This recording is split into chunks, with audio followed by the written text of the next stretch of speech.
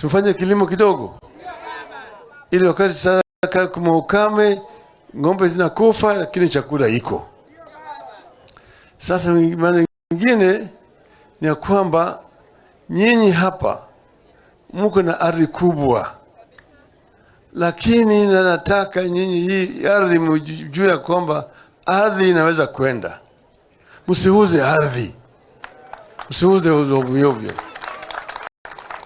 Kabila ya Maa ndio wameona dhuluma kabisa ya kihistoria. Manake ardhi yao kubwa ilichukuliwa. Kutoka kule mlima Kenya mpaka huko chini pande ya Laikipia yote. Wamasai walitolewa huko. Wasinigishu kule huko juu kule Eldoretiko ilikuwa ni ya Masai.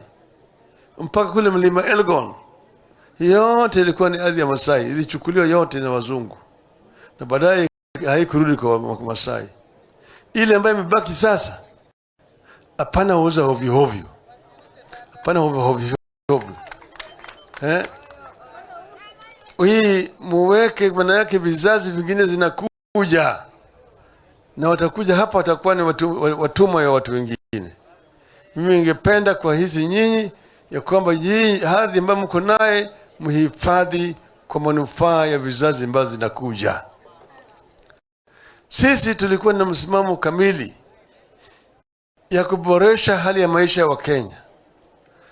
Tuliahidi, tulisema kila Mkenya ambaye amezaliwa hapa atakuwa na haki ya kuishi. Pili, atakuwa na haki ya kupata chakula. Tatu, kila mtoto atakuwa na haki ya kupata elimu. Kuanzia nursery, kupitia primary, secondary, mpaka chuo kikuu. Tulisema watasema bure. Sasa wakati tuko na shida kubwa zaidi kwa mambo ya elimu ya watoto yetu. Mwaka ujao kianza namna hii kutakuwa na shida mingi. Changamoto kubwa zaidi kwa watoto. Kuanzia primary, secondary, hata chuo kikuu. Watoto hawajui kama wataweza kusoma. Hiyo ni shida ya hao watu. Upande wa matibabu